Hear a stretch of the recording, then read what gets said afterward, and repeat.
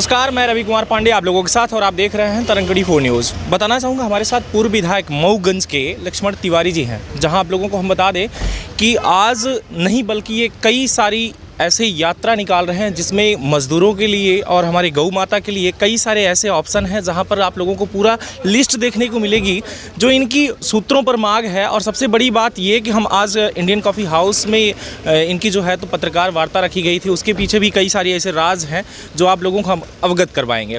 पहले तो हम जानना चाहेंगे कि सर से कि ये यात्रा किसके लिए, क्योंकि पहले भी मैं ये खबर दे चुका हूँ आप लोगों को। मेरी जो आपसे ये आज परिचित हम हो रहे हैं, पहली बार नहीं बल्कि 2-3 खबरें आपकी हम दे चुके हैं। तो पहले तो ये जानेंगे कि आपकी मांगे क्या है और किस पर्पस से ये आपकी यात्रा चल रही है। तो सर सबसे बड़ी बात ये कि आज ये लगभग मैं देख रहा हूँ कि कई महीनों से आपकी यात्रा चल रही है, किस पर्पस से यात्रा है सर? ये यात्रा हमारी 2.5 साल पूर्व से हमने प्रारंभ किया था जी। हम 5 सूत्री मांगों को लेकर जन की अस्मिता खतरे में है, जिसमें विंध्य प्रदेश हमारा फिर से पुनर्गठन हो जी, गौवंश की रक्षा हो, 5 रुपये किलो गोबर की खरीदी कर सरकार छोटे वर्ग के लोगों को, गरीबों को, किसानों को, मजदूरों को या सभी वर्ग के धर्म के लोगों को उसमें आमदनी का जरिया बढ़े जी, स्वयं का भी लाभ मिल सके। और ये यात्रा सैनिकों का आयोग बने, ये यात्रा नौजवान बेरोजगारोरों को स्थानीय उद्योगों में काम मिले। ये यात्रा का उद्देश्य ये भी है कि जो रेवेन्यू है उसका बंदोबस्त हो रहा है, क्योंकि विंध्य क्षेत्र से 37% से ज़्यादा रेवेन्यू हमारा मध्य प्रदेश में जा रहा है और हमको रिटर्न के रूप में 8 से 10% मिलता है। हम ये जो अभी गोबर खरीदी की बात हम आज कर रहे थे 3 साल पहले से, मध्य प्रदेश ने भी शुरू किया, मगर इसको ले गए इंदौर साइड में। खुशी है कि इंदौर में भी हो, मध्य प्रदेश का हिस्सा है, परंतु ये जहाँ से उद्गम स्थान है, जहाँ से इसकी मांग हुई, जहाँ से इसकी डिमांड है, विंध्य के लोग सबसे ज़्यादा गरीबी के जूझ रहे हैं, बेरोजगारी में जूझ रहे हैं, सबसे ज़्यादा पुण्य प्रताप के यहाँ छाया है, सबसे ज़्यादा देवी देवता है। इसके बावजूद भी यहाँ से इसको प्रारंभ नहीं किया है। तो इन्हीं तमाम बातों को लेकर हम विंध्य क्षेत्र में जितने भी मान्यता प्राप्त देवी देवता हैं 108 को चिन्हित किया है, उनके दरवाजे पर जाकर लोकतंत्र में आस्था रखते हुए भी हम भगवान देवी देवता के पास इसको हमें मांग करने के लिए निकले हैं। जी सर, पहला बिंदु जो आपका है वो है कि गोबर से रिलेटेड, कि गोबर जो है 5 रुपये प्रति किलो के हिसाब से खरीदी हो। आज देखा ये जा रहा है कि हमारे भारत में जो हमारी देसी गाय हैं उन्हीं को लोग यहाँ से डंडे मार के घर से भगा रहे हैं।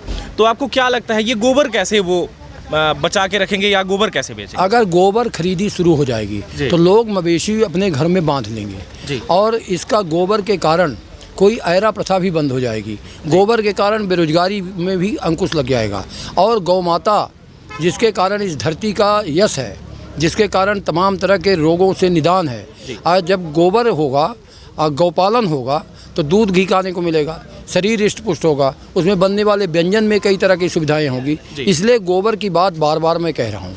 और सर मैं ये बताइएगा कि जिस तरीके से आज गोबर की आप बात कर रहे हैं, सभी को पता है, पूरे भारतवर्ष को नहीं बल्कि दुनिया को पता है कि गोबर ही नहीं बल्कि गौमूत्र हो या गोबर हो या गाय से जो भी चीज़ें, दूध तक यानी जो चीज़ें हों सारी बिक रही हैं। इसके बावजूद भी जो है तो लोग गौ को रखने के लिए राजी ही नहीं है। इस पर सर आप क्या कहेंगे? इस पर मैं कह रहा हूँ कि ये दुर्भाग्य है और लोकतंत्र में जो नेता स्थापित हो गए हैं उनको इसका व्यापक प्रचार प्रसार करना चाहिए, इसके ज़्यादा से ज़्यादा विज्ञापन लगाना चाहिए। तो अब तो खैरात बांटने में पूरा ध्यान हो गया, वोट बैंक बनाने में ध्यान हो गया, मगर मैं आपके बीच ये कहना चाहता हूँ सीधी में कि एक दिन ये भी इशू हमारा बढ़ेगा और तब लोगों को पता लगेगा कि गोबर से होने वाले नफ़ा नुकसान के कारण वोट बैंक के लिए भी लोग तैयारी करेंगे और अपने आवाज़ को उठाएंगे। सर जिले में गौशाला की बात करें, कई सारे गौशाला लिस्टेड है कि हाँ यहाँ पे मैंने गौशाला बनाया, लेकिन आज भी हमारे सीधी जिले में नहीं बल्कि हर जिले की बात करें कि कहीं ना कहीं पूरे मवेशी जो है तो रोड पर ही बैठे मिलते हैं।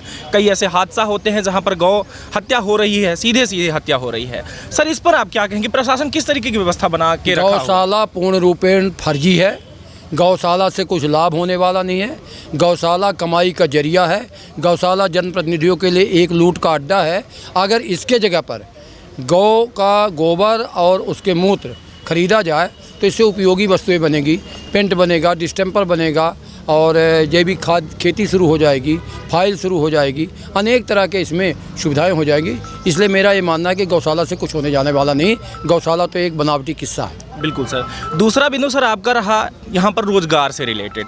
आज देखा जा रहा है कि हर मुद्दे को उठाने के लिए लोग तैयार हैं, वो चाहे आज सरकार की बात कर रहे हैं कि हर बिंदु पर बात करने के लिए तैयार हैं, लेकिन रोजगार को लेकर के युवा जो कि गली गली घूम रहे हैं, इस बिंदु पर ना ही प्रशासन कोई बात करता है, ना कोई मुख्यमंत्री बात करता है, ना कोई नेता बात करता है, ना कोई अध्यक्ष बात करता है। सर ऐसा क्यों है, और सुनने के लिए भी तैयार नहीं है सर, क्या कहेंगे? इसलिए कि जब हमारा नौजवान भटका हुआ है, खैरात में विश्वास करने लगा और जो बंदर बाट हो रहा है पा रहा है, तो अपने असली मुद्दा पर जा ही नहीं रहा।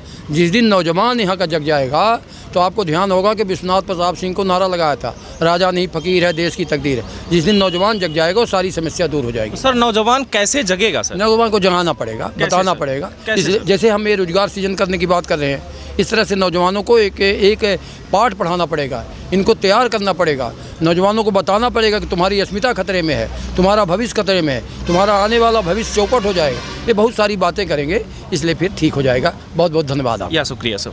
जिस तरीके से सर से बात हो रही है और पूरी चीज़ें आप लोगों को सामने देखने को मिल पा रहा है कि ये जो अवगत हम करवा रहे हैं इन बातों से कि वाकई में आज कोई भी व्यक्ति हो, रोजगार को लेकर कोई सामने कोई बात ही नहीं करना चाहता। और सर की हम कामना करते हैं कि इनका जो मांगे हैं इस पर ज़रूर कहीं ना कहीं गवर्नमेंट को एक बार देखना चाहिए कि गवर्नमेंट इन सही बातों को देखे कि हमारा कहां पर प्रॉफिट है।